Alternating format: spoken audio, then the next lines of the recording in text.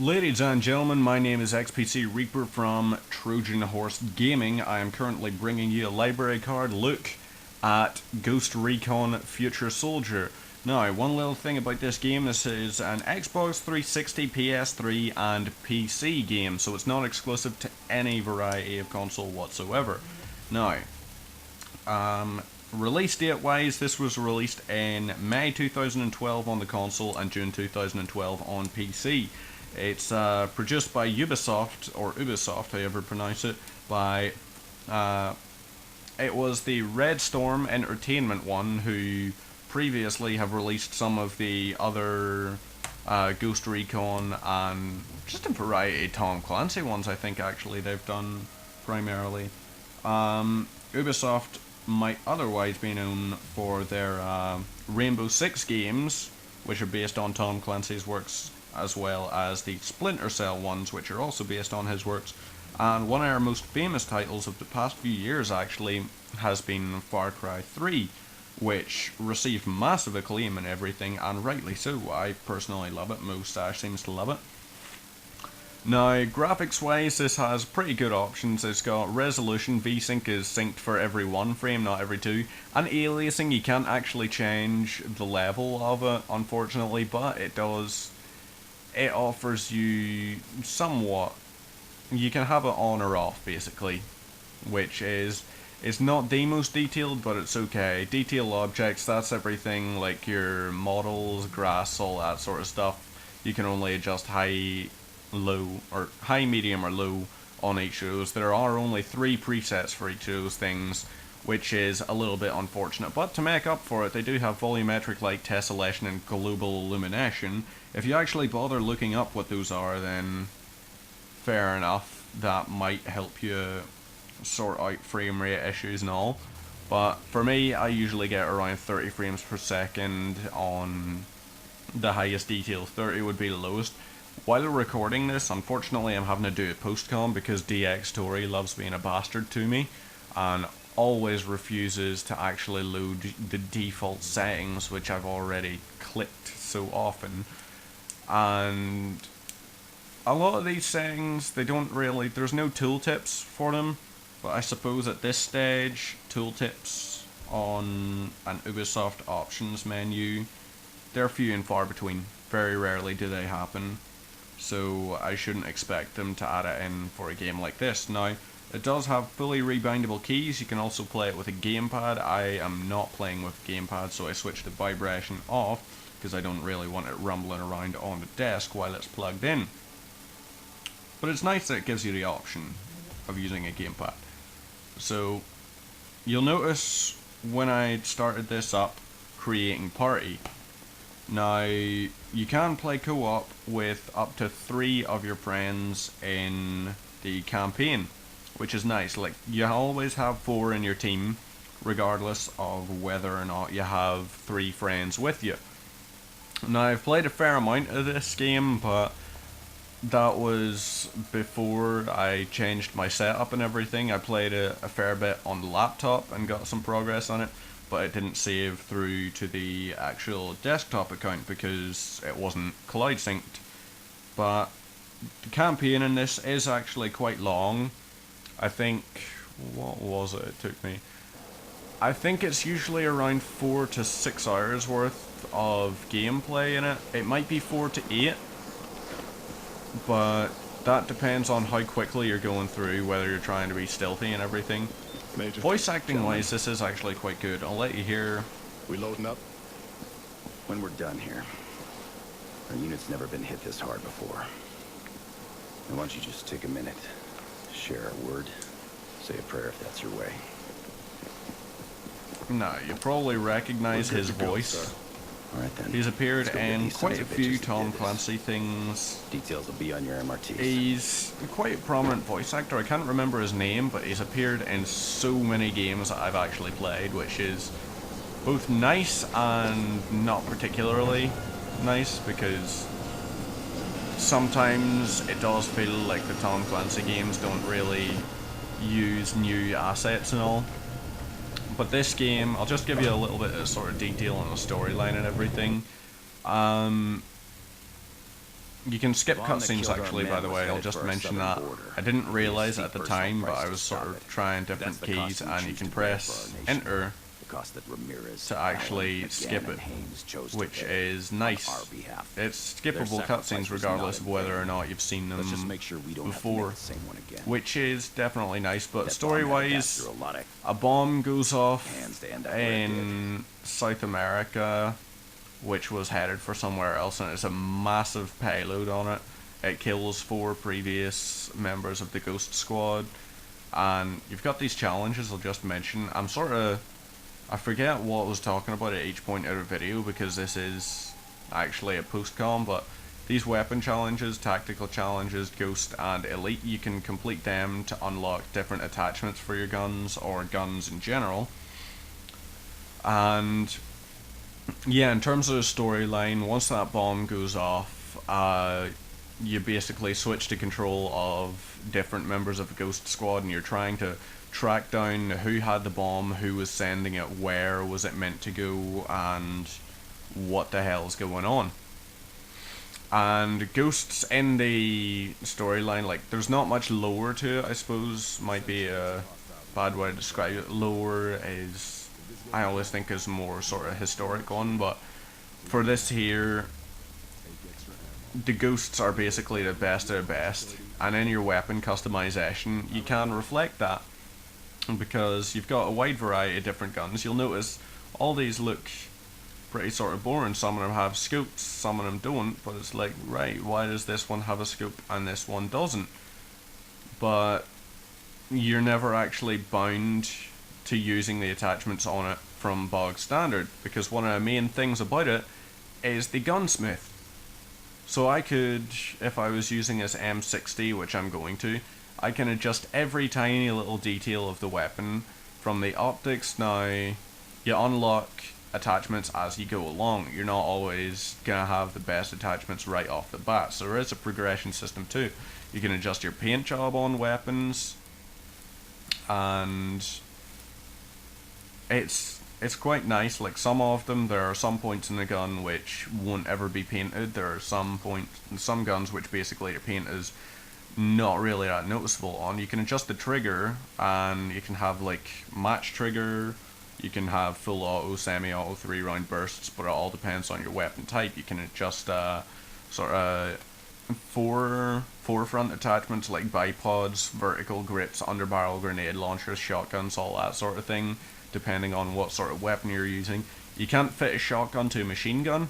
It'd be cool if you could, but you can't, which is understandable, I suppose. The weight of an underbarrel shotgun on a grenade launcher, or weight of an underbarrel shotgun on a machine gun, would be pretty hefty, and it'd be pretty awkward to actually try and hold and control your recoil on.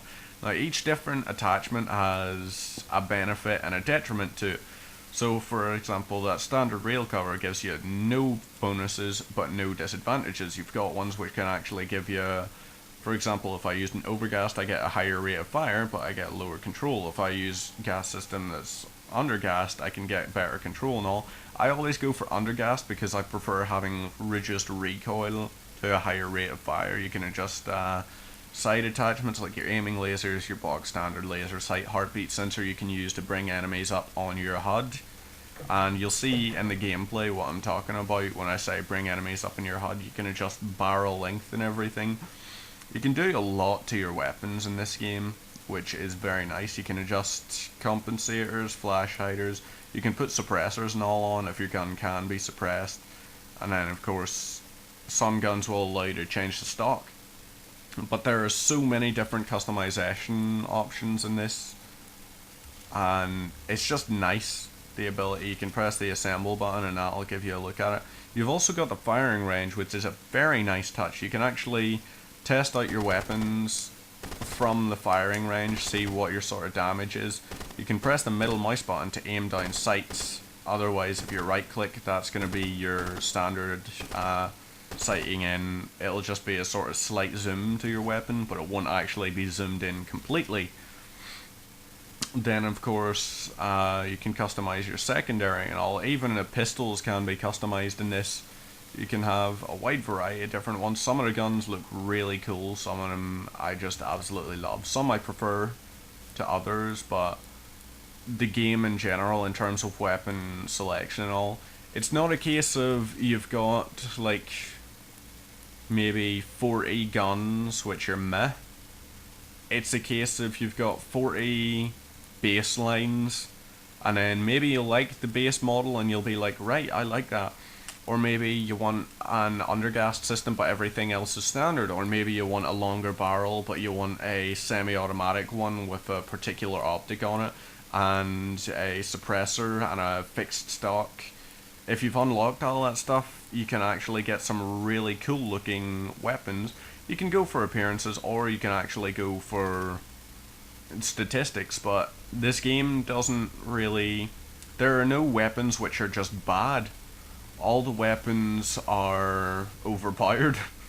Pretty much, that's the only way to describe it, because this game does have a very simple setting of one headshot equals one kill. If they're wearing a ballistic helmet, it's not particularly going to matter, because you're still able to kill them. And just every enemy in this game feels like a human enemy. It doesn't ever feel like you're fighting armoured suits who just can't be killed unless you get shots into their back or anything. There are no gimmicky enemies in this. Like, even the mounted machine guns with base plates that you can't fire through, even those... Now, these cutscenes in-game you can't actually skip, I forgot to mention that. But even the turrets with the big shields that you can't shoot the front of can be taken out quite easily. All you need to do is get a teammate to get them to fire on him. Get a teammate to draw fire, and then voila, right there you've got the ability to fire into the side of him. You can always flank round. Now you can see the little rings around the weapons that they're actually using. Like, for example, he's got rings on that there. Those are your projected HUDs and everything. Your little visors in the game have projected HUDs. And it's quite nice. Like, the HUD isn't done in such a way that it's an overlay. It is an overlay, definitely, on the screen, but it's done in such a way that it looks like it's being viewed from your visor, because the way they place everything in the HUD is quite nice. Like, for example, that there, it looks, with the angling and everything, like that weapon ammo counter is just out of his peripheral vision. Like, you can just see it out of his peripheral vision. Now, cover shooter wise, by the way, I should just mention at this point, I'm using this machine gun right off the bat so that I can get the weapon challenge. So you can throw sensors with F, or you can use your LB button to actually throw them. You can right click to aim. I am tremendously sorry about that, ladies and gentlemen. My alarm just went off. Terribly sorry. Yeah, but I basically love doing that sort of thing where you can just pull the trigger and open up. Now, kill 5 or more enemies with one burst from an LMG. Bog standard, easy way to do that. And it's fun to do that sort of thing. I love doing that. Because the enemies you saw there, even though some of them were behind cover, the cover is only so much. And a 7.62mm round from an M60 is going to pierce through wood, it's going to pierce through thin brick walls. It's not going to do as much damage, but it's still a very damaging round. And bullet penetration in this game feels good. Like, if you're using a 9mm pistol or something, it's going to do absolutely bugger all. It's not going to feel particularly powerful. And on the contrary, if you were using one of the sniper rifles with a high-powered round, then you've got some really, really good systems. Now, just switch to my M60, because since we're going loud, why the hell not? You can see he's behind a wooden wall. Now, you're probably wondering why they're actually showing up with these little red icons. You probably think, that just seems like a really gimmicky, easy game mechanic. But that's because of the sensor I threw down. It'll provide information. If I had something like the heartbeat sensor, then when I aim over an area, it might actually bring up an enemy on my HUD. And it's quite cool. I like everything about this game, definitely. Now, this bit always makes me feel like Black Hawk Down. You're gonna see why in a second. Just that sudden dodging of the RPG makes me think of Black Hawk Down and makes me want to watch it again. This game does sometimes feel like a movie. Some of the sort of on rails points in the game do feel like they're out of a movie or something, and it's just so much fun. A lot of the mechanics in this, and I just personally enjoy a lot of the sort of movie aspects. Like, yeah, you do only get like a few minutes of shooting at a time before it'll go into a small cutscene, then you get a little bit of a breather. It never really feels like you need a breather, and sometimes you wish those cutscenes would just go away, but they are decent enough. And the challenges, some of them are challenging, some of them not so much. Some of them make you really need to work for them, and then others might be just really easy to do. Others might actually just be done accidentally through the course of a mission. That's one thing I like, those little points where you're moving from door to door and all. If you're moving under a shutter, for example, then your guys, they stack up like a squad. Your team always looks like it's a squad when they're doing actions together. Even when you're just preparing to breach a room, or just even moving into the next area by opening a shutter, which acts as, it's almost like it's a way of hiding a sort of loading screen type thing. I know once you get into the mission, there are no loading screens, and it might just because it sort of streams it as you go, when the cutscenes sort of serve to mask those wee bits. But you get some really cool points, and that's one thing. You'll come across a fair few of those in the actual game itself, the points where you have to breach into a room. This bit here, just have a look at this. I'm leaning down and I'm sort of scanning under. He lifts it up a bit and I can look under if there were enemies on the other side. Now, there never are enemies on the other side, I'm just going to say that right now, but it always looks like your squad's acting as a professional team, and it's quite cool. It's useless sometimes. I mean, it's functionally useless, but it's nice that it's there. The frag grenades don't really bounce that well in this, by the way. I should just mention that. A lot of them seem to just have these really pathetic tiny pink soft walls. You can't ever bounce them round corners effectively because they'll just sort of clink against the wall and drop maybe a maximum of, say, about a foot away. Now, the machine guns do suppress you in this, and in multiplayer it's the same sort of thing. Like, you can be suppressed by enemy machine gun fire, which will make your screen shake, your accuracy becomes completely abominably terrible. But it's a nice touch because it gives that sort of you have to work together thing. Now, even though I'm aiming there, since my guy's a right-handed guy and I threw it there, you can't adjust what hand your guy throws with, I should just mention that, but since all the squad members are righties, you do need to sort of compensate for their throws, because not all of them are going to be absolutely fantastic. Sensor grenades are invaluable in this. Bullet penetration is incredibly useful. Suppression, like the way I was firing there quite heavily, none of the enemies were firing back because they were afraid. The AI does have almost like a sort of fear system where you can demoralize them by firing rapidly in their direction, and they won't really pop out of cover. If you're firing at a wall, or just above a wall that an enemy's hiding behind, he's not going to pop up and try firing at you while you're still firing at that point. And it's nice that the AI in this does actually feel like it's got a degree of artificial intelligence. There are points like you don't want to shoot any civilians. I accidentally blew up one civilian because the scroll wheel I sometimes inadvertently end up hitting by accident. But it's I think it punishes you. I can't actually remember. I don't think I've ever reached a point where I have killed enough civilians that it said, right, we're pulling you off the mission. And that right there, for all I know, that could have been a loading screen. And up in the sky you can see, I didn't really pay attention to it during the video, but up in the sky you can see the Paez's hideout bit. That's not the reason I looked up there, but that's sort of a projected HUD, a little sort of GPS icon thing on your HUD, which is nice.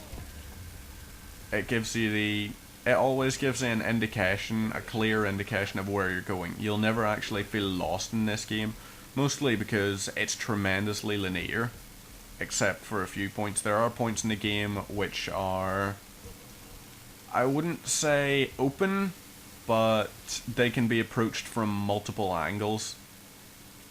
Like, for example, one of the points, you're going onto a ship, and there's like heavy snowstorms and everything, and you can use your camo and you can approach directly. You can head along the roads and try and take out guards, or you can move along the other side, try and avoid sensors and everything, or you can have guys moving along and taking out all these different things. Now, I'll just mention that little U icon. There are weapons which are specifically unlocked through Uplay. This does, even when playing it on Steam, it will boot through Uplay, and you can earn your Uplay achievements in it. You get your actions and rewards. It's tied to Uplay account as well as your Steam account, but anytime you try to open it through Steam, it'll open Uplay to launch the game, and anytime you try to open it through Uplay, it'll launch Steam to play the game. Now, there are some points which are very stealthy sort of based, like this right here. This point we're not allowed to let the enemies alert anyone, but there's also a challenge for eliminating everyone in the compound. And when you're trying to eliminate everyone in the compound, it's a specific order you need to do things in. Now, you see the little arrow icon indicating that I was being detected, but you can sort of ignore that up until a certain point. Once it starts flashing red and all, you're basically screwed if you don't get into cover right away. Now, I can always just shoot him. That's headshots on him. Very nice. You can see the enemy up in that balcony over there. Boom. Eliminated. Target down. Now, since that's like all of them, but I did want to get the challenge for killing everyone, so I decided, like, yeah, right, okay, what are we gonna do? We're gonna try and eliminate everyone as quickly as we can, try and silently take out everyone down there. So you start off. Now, since they don't get to fire their weapons, that's not going to cause an alert. And we just completed a little challenge there, which is, it's cool. The challenges, some of them do feel very intricate in the way they're designed, in that you have to fail a number of times, or maybe just be really observant before you'll actually get a chance to realize how to do things. And this is the beginning of an on-rails sort of section. The game does have some of them. There's not many, but there are a few on-rails sort of elements in the game where you can't choose where you're moving. All you can do is aim at targets and try to kill them. And it's nice. Some of them are really, really cool in the way that they're done, because you'll feel like they're sort of action movie type points. Some of them are clearly trying to be stuff from an action movie, like this right here. That guy on the machine gun really should have done a lot more damage to us than he actually did, but he couldn't, because it's sort of an action movie thing. Your mortality in this is pretty low, I'd say. Your accuracy also, like, some of the points you'll think you're shooting an enemy in the head, but it's not actually registering headshots on them, like that guy in the minigun. And then some of them, you'll be like, right, what the hell? I can shoot you in the side twice and that'll kill you, but my bullets were just flying and diverting around your head. Some other points you'll feel like calling bullshit on, but then some of them you'll actually think, okay, this is sort of reasonable, I can sort of understand this from mechanic standpoints. But you are better off iron sighting with weapons, and unfortunately in these on rails sections you can't iron sight. It's very much just fire from the hip and act like it's a movie sort of thing. There are some points, like this point here, I didn't really understand. Like, there are so many civilians moving along, and there's only like, there were 3 enemies there, and I only killed 2 of them, but it still lets me progress. It didn't feel like the old sort of on-rails bits that didn't really make as much sense as the old ones used to. And of course my accuracy is completely abominably bad. I should mention that right off the bat. But what are you gonna do? It's not like I'm running about using a sniper. That right there is another point which makes me feel like Black Hawk Down. It reminds me of the bit where Ewan McGregor, I think, yeah, it was Ewan McGregor, kept dodging RPGs. He wasn't trying to, he just ended up like, he always fell to the ground just at the right moment, or was running at just the right moment to avoid an RPG hitting him. And yeah, some of those bits are cool. Some of them feel like they go too long. But at the end of each mission you get a Ghost Squad score that's based on your accuracy, your stealth combat, how little you were detected, and your difficulty multiplier. But you also unlock equipment. At the end of each mission it'll tell you what you unlocked.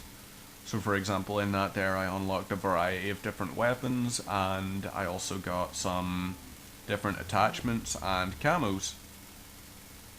There we go, 417, M590I1, MP7 and PKP machine gun, then I got tac scope, angled foregrip, aiming laser and a folded stock, as well as a French daguette and USSR TTSKO North Africa camo.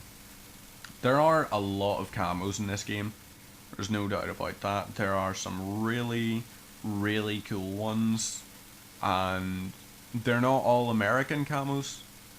You'll be able to find, say if you like using Spetsnaz camos or something, you'll probably be able to find a Spetsnaz camo in this. As far as I remember, there is. She got that 6.7 liter V8, so I mean, the cutscenes and all, like, yeah, you do get a good sort of view into their characters and all.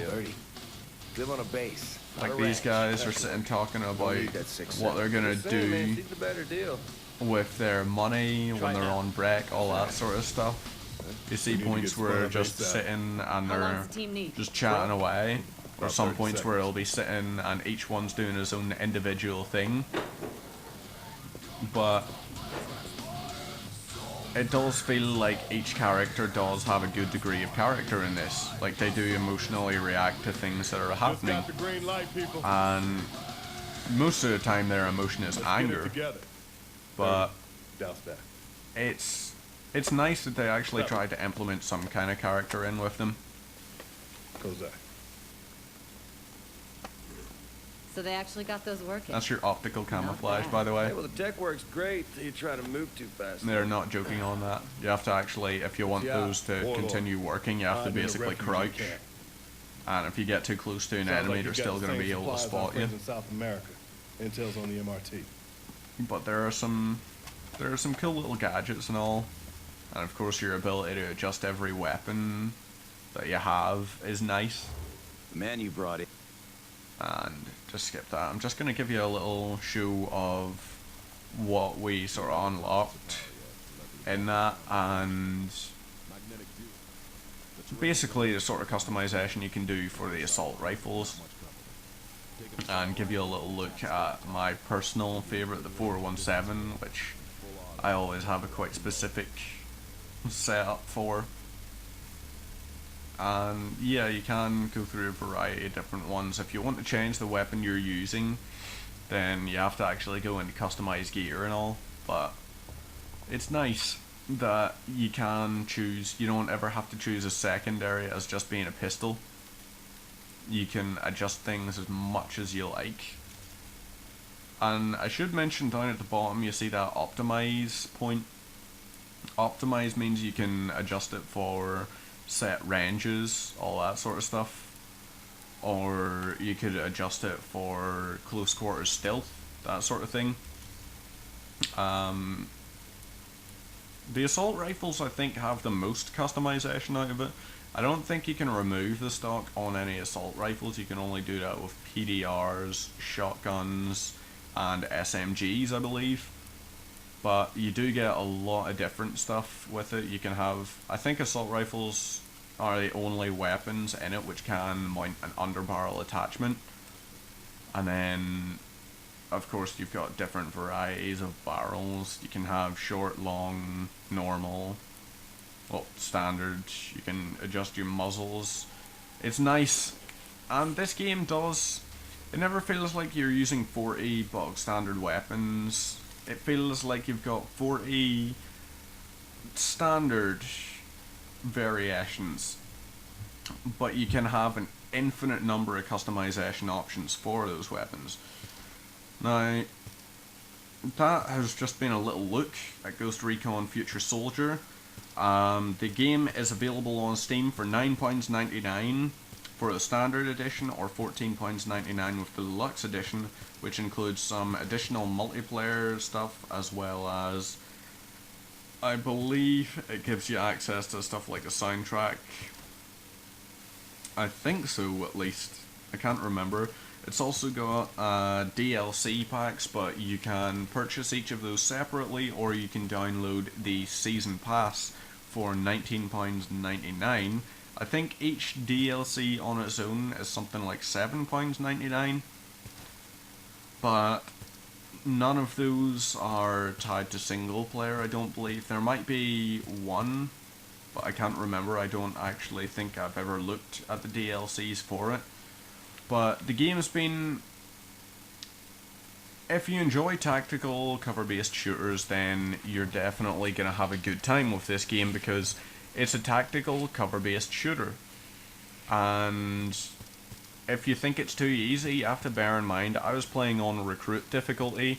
I didn't even realise I was at the time, but apparently I was. And if you bump this up to the hardest difficulty, then it does become much like the old Ghost Recon games, where you need to be stealthy. Detection will pretty much always result in your death. But ladies and gentlemen, my name has been XPC Reaper. Thank you very much for joining us, and I will see you next time.